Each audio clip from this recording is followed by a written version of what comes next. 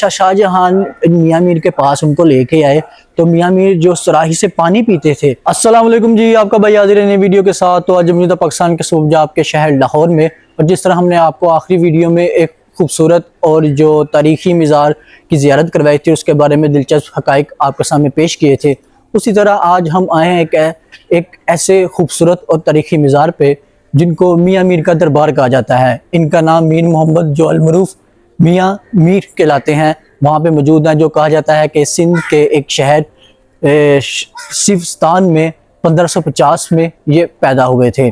इनके वालिद काजी ईसा दिता फ़ारूकी वो खुद भी हज़रत उमर फ़ारूक रज़ी अल्लाह ताला की औलाद में से थे। और कहा जाता है कि दरबार के बारे में आप देख सकते हैं इसकी कंस्ट्रक्शन के हवाले से तकरीबन 1635 या 40 के दरमियान ये इसकी तामीर हुई थी, जो दारा शिकोह ने की थी। हमने आपको वीडियो में बताया और दिखाया भी। आज कुछ अर्सा पहले हम जो कुछ चंद कदम दूर नादरा बेगम का मज़ार है वो दारा शिकोह की बीवी थी। और इस मज़ार के बारे में कहते हैं कि जो वालदा थी वो भी एक साहिब अमल खातून थी। आपको इधर लेके चलते हैं थोड़ा सा आगे, आप देख सकते हैं। अगर अलीम भाई ये दिखाएं आपको मज़ार का सारा खूबसूरत व्यू। और एक मस्जिद है जो कहा जाता है तकरीबन 1640 के करीब ये तमीर की गई थी। वक्त दर वक्त इसकी जो तामीरात का काम होता रहा और इस मज़ार का भी तामीरात का काम होता रहा। और कहा जाता है कि जो इनकी जो वालदा थी, जो साहब अमल खातून थी, वो एक बहुत ही दाना और तलीम वाली थी, जिन्होंने सिलसिला कादरिया से मुतल्लिक इनको रूहानी तरबियत दी और तलीम दी। फिर बाद में कहा जाता है कि जब उन्होंने अपनी तलीम मुकम्मल कर ली तो उन्होंने कहा कि जो जनाब शेख हैं जो सिविस्तानी, जो कि सिलसिला कादरिया के नामवर बुज़ुर्ग भी थे, उनको ढूंढने का कहा और कहा कि आप फिर जो आगे तलीम जारी उनको ढूंढ कर उनसे करें। फिर ये कहा जाता है कि ये निकल चले अपने जो घर से और चलते रहे और जहाँ तक के कोहे जो सिविस्तान की पहाड़ियाँ थी वो आ गई। और फिर जब वो उन पहाड़ियों में चल रहे थे तो उन्होंने देखा कि दूर से एक आग जल रही है। तो ये जब उन्होंने देखा कि एक तंदूर है वहाँ पे आग भड़क रही है उसमें, तो वो उसके करीब चले गए। तो उन्होंने सोचा कि जो अल्लाह के वली कोई इबादत वगैरह कर रहे होंगे इसके पास, तो उन्होंने आग जलाई होगी। तो जब उन्होंने थोड़ा सा इंतज़ार किया तो वहाँ पे एक बुज़ुर्ग आए और उन्होंने आते ही उनको सलाम किया, कहा कि अस्सलाम वालेकुम मियां मीर। तो वो हैरान रह गए कि इनको मेरा नाम कैसे मालूम है।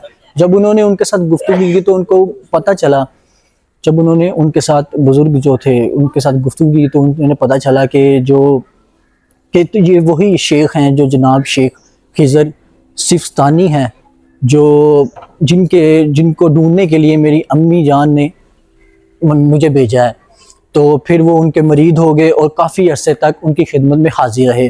तो फिर जब काफ़ी अरसे तक उनकी खिदमत में हाजिर रहने के बाद उनकी इजाज़त से वो लाहौर यहाँ पे तशरीफ़ लाए और यहाँ के धर्मपुर के इलाके में रिहाइश इख्तियार की।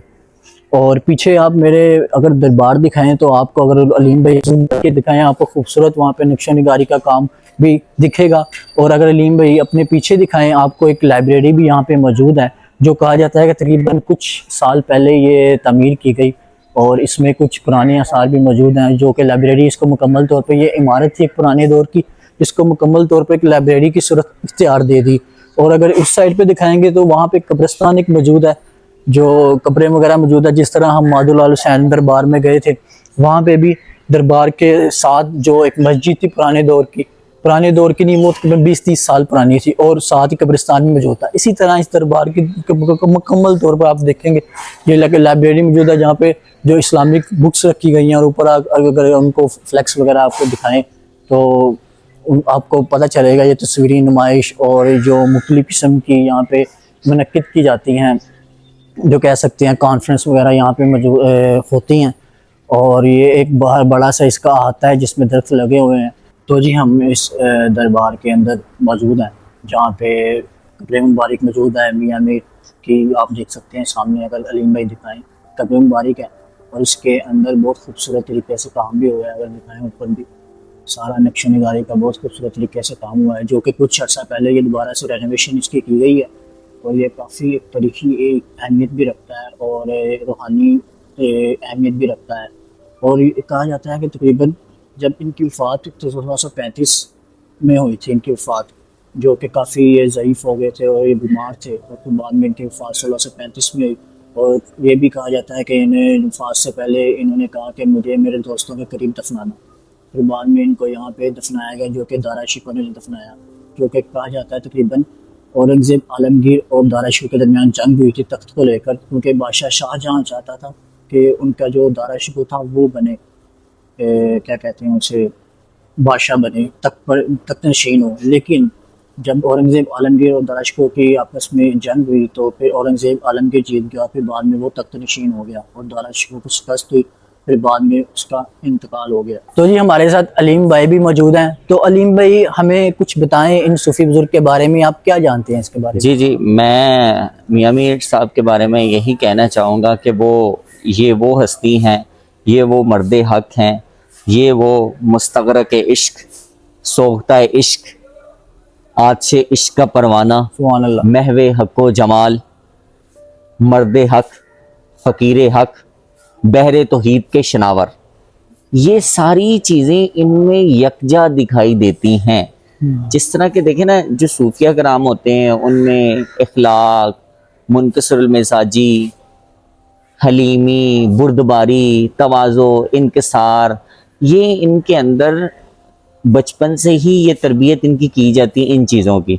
जिस तरह कि आपने भी पहले हमें बताया कि वालदा ने ख़ास तौर पर आपकी तरबियत की, जो कि बाअमल उनकी वालदा थी। जिस तरह कि हम देखते हैं कि जो जितने भी हम सूफिया कराम का जो तस्करा देखते हैं, गौस पाक की वालदा का लगा लें, ठीक है, उन्होंने भी गौस पाक की किस तरह तरबियत की, वो चोरी का वाक़या जो है गौस पाक का, वो स्टार्टिंग से आप देखते हैं कि वालदैन जो हैं किस तरह उनकी ट्रेनिंग करते रहे हैं, किस तरह उनकी तरबियत करते रहे। इसी तरह हम मियां मीर का भी देखते हैं कि वालदा ने नहायत ही उम्दा और नहायत ही आला तरीके से आपकी तरबियत की। तो और ये बड़े होकर उनकी शख्सियत में हमें उनकी तरबियत नज़र आई। उनकी शख्सियत में इनकिसार भी था, तवाज़ो भी थी, बुर्दबारी भी थी, हलीमी भी थी, ठीक है, और इस्तगना भी था। जो फ़कीरों की एक अपनी शान जाहो जलाल होती है, इस्तगना, और ये चीज़ें हमें उनकी शख्सियत में, मियां मीर की शख्सियत में हमें मिलती हैं।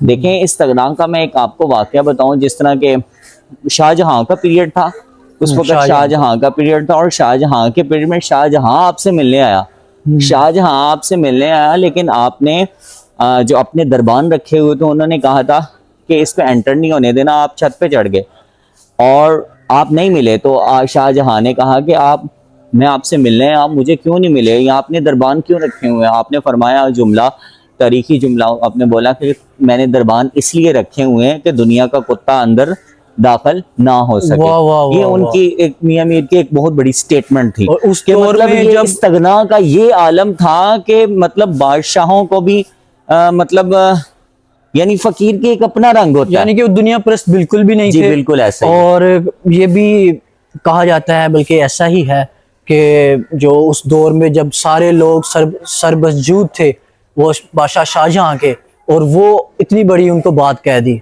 इससे आप अंदाजा लगा सकते हैं उनका जो, और इससे ये भी अंदाजा लगा सकते हैं वो किस कदर मतलब नडार और अल्लाह पर पुख्ता यकीन था। कि मतलब ये नहीं कि आप देखें बादशाह वक़्त के सामने इस तरह हक गो या कलमा गोई या इस तरह का जुमला या इस तरह की स्टेटमेंट कहना, ये आम बंदे के हक में नहीं है। ये बिल्कुल ऐसे ही है।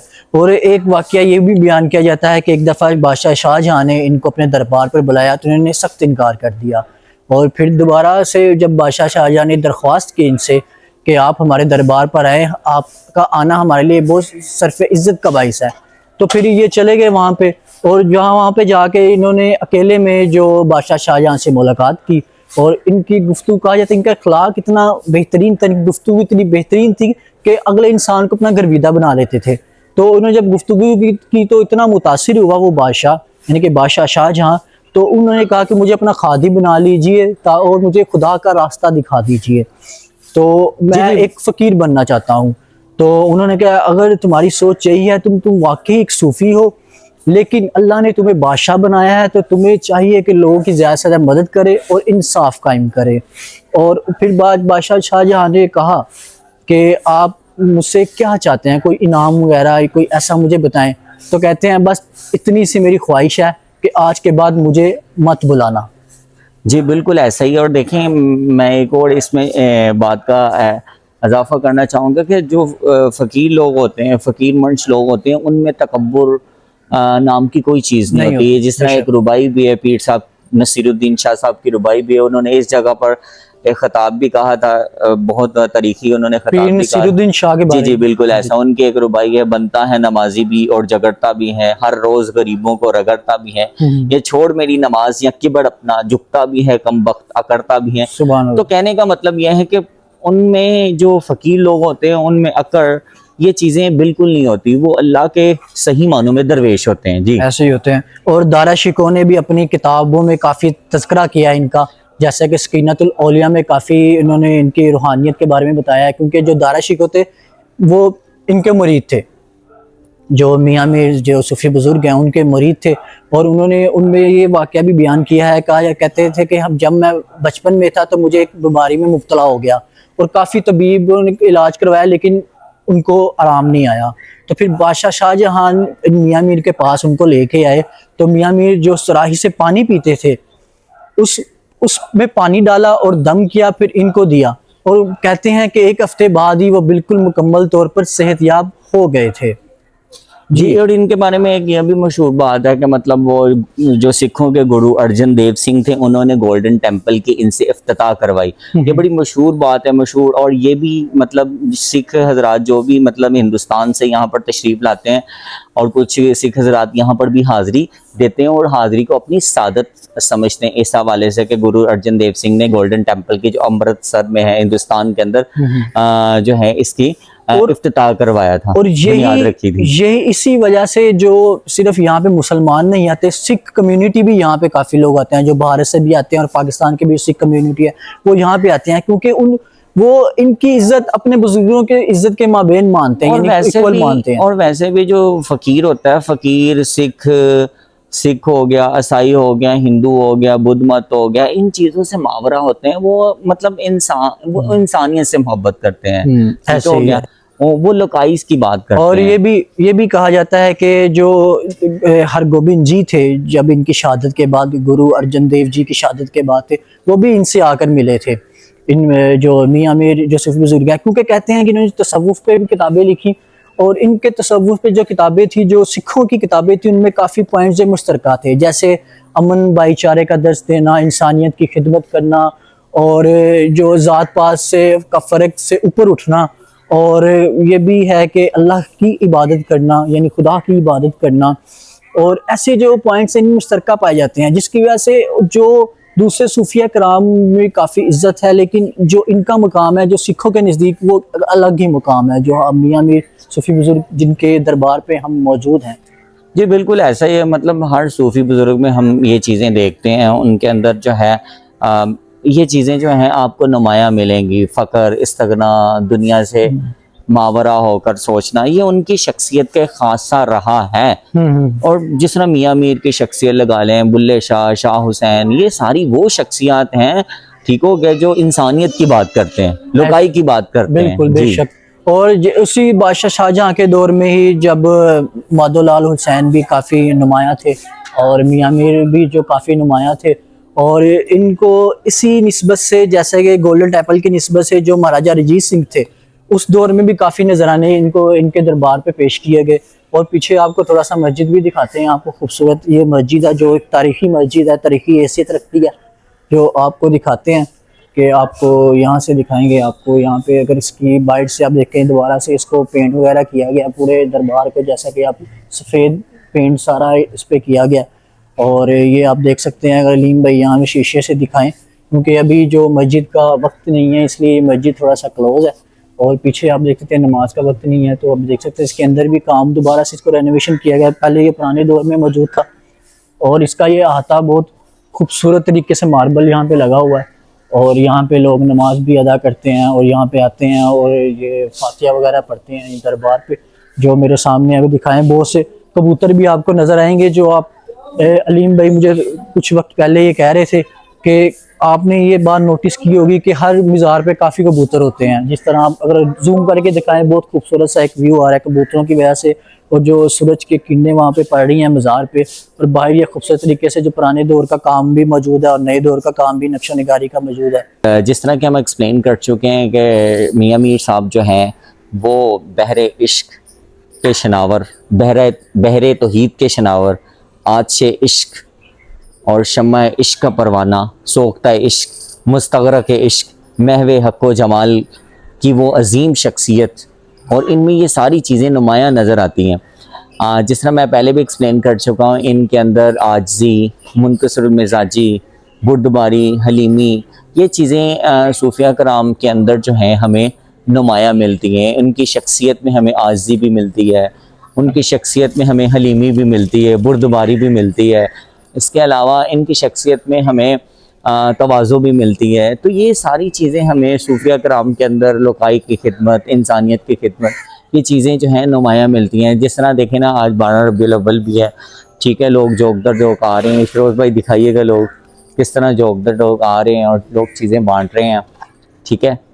तो लोग अपने अपने इजहार से यहाँ पर आते हैं, अकीदत का इजहार करते हैं, मुख्तलिफ़ किस्म की चीज़ें बाँटते हैं।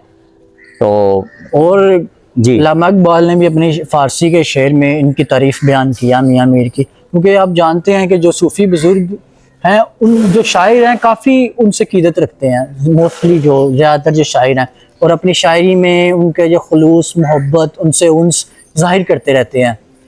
और यहाँ पे कहा जाता है कि तकरीबन 7-12 रबीउल अव्वल को इनका उर्स मुबारक जो है यहाँ पे मुनक्किद किया जाता है, जो कि आज से तकरीबन 3-4 दिन पहले यहाँ पे मुनक्किद था। काफ़ी हज़ारों की तादाद में दूर दूर से लोग यहाँ पे आए थे और अपने अकीदत का इजहार किया था। और ये आप देख सकते हैं बाहर से इसका व्यू बहुत खूबसूरत आ रहा है, और सीधा सूरज की किरणें इनके गुंबद पर पड़ रही हैं, जो कि नहायत ही दिलचस्प और दिल को रूह परवर मनाजिर आप कह सकते हैं। ये रूह परवर मनाजिर आप देख सकते हैं, सारा ये दरबार जी अगर जी आपको बिल्कुल। और वैसे भी ये सुबह का समा है, ठीक है, लोग जोक दर जोक आ रहे हैं, 12 रबीउल अव्वल का दिन है, और काफ़ी यहाँ पर अकीदत से लोग जो हैं आ रहे हैं और मना रहे हैं इस चीज़ को। और बिल्कुल मतलब ठंडी ठंडी हवा भी चल रही है, नसीम जैसे कि हम नसीम सुबह चल रही है। जी शरोज साहब, ऐसे ही है, और काफ़ी खूबसूरत मौसम भी है, सुबह सुबह का टाइम है, और नहायत ही एक कह सकते हैं यहाँ पे आपको दिली सुकून हासिल होता है। और आप अकीदत के साथ जब वो सूफ़ी बुज़ुर्ग के दरबारों पे हाज़िर होते हैं और उनके लिए फातिहा पढ़ते हैं, तो आपको एक दिली सुकून भी मिलता है, और आपको एक कह सकते हैं आप जी मतलब एक अलग ही कैफियत आती है, मतलब रूहानियत की एक अलग ही कैफियत इंसान के दिल पर वारिद होती है। बेशक। और मतलब एक कल्बी सुकून और कल्बी इत्मीनान और कल्बी पीस जो है दिल को हमको मिलता है। और ये मतलब हर सूफी बुजुर्ग जितने भी हैं, बुल्ले शाह, शाह हुसैन, वारिस शाह, पीर मेहर अली शाह, ठीक है, जितने भी ये सूफी बुजुर्ग हैं, मियाँ मीर, इनके दाता साहब लगा लें जो लाहौर की अजीम शख्सियत है, ठीक है, जिनके बगैर लाहौर को एक्सप्लेन करना it is impossible to explain. ऐसे ही है। It is impossible to explain without Data Sahib, यानी दाता साहब के बगैर उनको एक्सप्लेन करना लाहौर को, मैं कहता हूँ नामुकम्मल सी बात है। जी शरोज साहब।